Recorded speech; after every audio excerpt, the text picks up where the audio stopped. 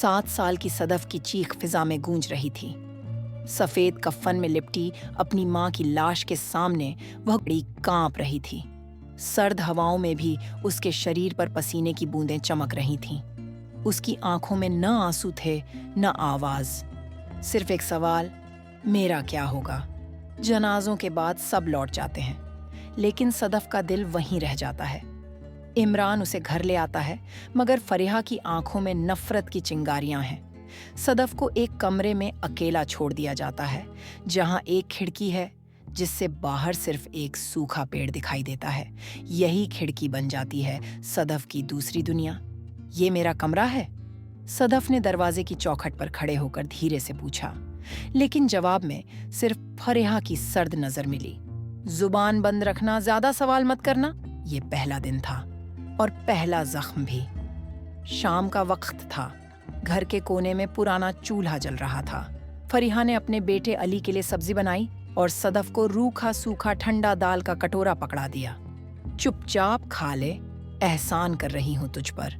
صدف نے کچھ کہنے کی کوشش کی، لیکن گلے سے آواز ہی نہیں نکلی۔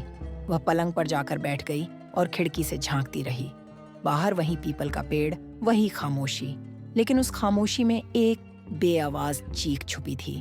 رات تھی، تنہائی تھی اور آسمان پر چاند۔ صدف کھڑکی سے آسمان کو دیکھ رہی تھی اور اس کی آنکھوں میں ایک عجیب سی روشنی تھی، جیسے کوئی دعا آسمانوں تک پہنچ گئی ہو۔ یا اللہ، اگر سب میرا نہیں تو میرا ہے۔ یہ الفاظ دھیمی سرگوشی کی طرح نکلے، لیکن اوپر کہیں عرش ہل گیا۔ اسی دن گھر میں ایک مہمان آیا، عمران کا دوست، جو شہر سے آیا تھا۔ وہ ایک NGO چلاتا تھا جو یتیم بچیوں کو تعلیم دیتا تھا۔ صدف کی آنکھوں میں چھپی خاموشی اور گہرائی نے اسے چونکا دیا۔ یہ بچی پڑھ سکتی ہے، کچھ خاص ہے اس میں۔ فریحہ کو برا تو لگا، لیکن عمران نے حامی بھر دی۔ اسی شام صدف کے لیے ایک نئی کاپی، 2 قلم اور ایک چھوٹا سا اسکول بیگ آیا۔ اور تب قسمت نے پہلا دروازہ کھولا۔ جس نے کبھی قلم نہ دیکھا تھا، آج وہ کتابوں کا چراغ بن گئی ہے۔ مدرسے کی استانی نے جب صدف کی پرفارمنس پر بات کی تو فریحہ کی آنکھوں میں جیسے شعلے بھڑکنے لگے، لیکن صدف کے چہرے پر صرف خاموش عاجزی تھی۔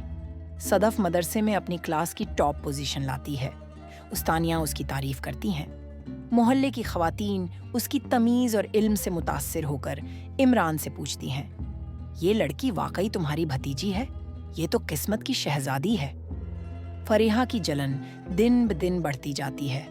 وہ صدف کا بستہ چھپا دیتی ہے، اس کے کھانے میں دیر کرتی ہے، کبھی بیمار ہونے کا بہانہ بنا کر اسکول نہیں جانے دیتی۔ لیکن صدف خاموش رہتی ہے، صرف رب سے بات کرتی ہے۔ ایک دن ایک نیا دروازہ کھلتا ہے۔ شہر کی ایک مشہور اسلامک اسکالر مدرسے میں آتی ہے۔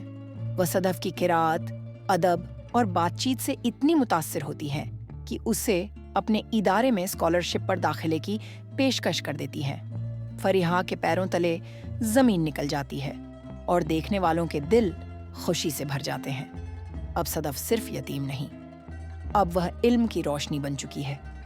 جس نے زمانے کا ظلم سہ کر بھی زبان نہ کھولی، آج وہ ہزاروں دلوں کی آواز بن چکی ہے۔ اسٹیج پر ہزاروں خواتین کے درمیان کھڑی صدف حجاب میں لپٹی قرآنی آیتوں کی تلاوت کر رہی تھی اور ہر آنکھ اشک بار تھی۔ صدف اب ایک مشہور اسلامک اسکالر، منصفہ اور یتیم بچیوں کی مدد کرنے والے ادارے کی بانی بن چکی ہے۔ اس نے اپنی پہلی تقریر میں کہا، اگر میری ماں زندہ ہوتی تو میرا سر تھپکتی، لیکن مجھے یقین ہے میری دعاؤں نے آسمان کا دروازہ کھٹکھٹایا تھا۔ جب وہ اپنی فاؤنڈیشن کے لیے کام شروع کرتی ہے تو فریحہ کو پہلی بار احساس ہوتا ہے کہ جس لڑکی کو وہ بوجھ سمجھتی تھی، وہ دراصل روشنی تھی۔ فریحہ ندامت کے آنسو بہاتی ہے اور صدف صرف اتنا کہتی ہے، میں تمہیں معاف کرتی ہوں، کیونکہ جسے اللہ اٹھاتا ہے وہ کسی کا محتاج نہیں ہوتا۔ اور یہ ہے ہماری آج کی کہانی۔ اگر پسند آئے گا تو لائک، کمنٹ اینڈ سبسکرائب ضرور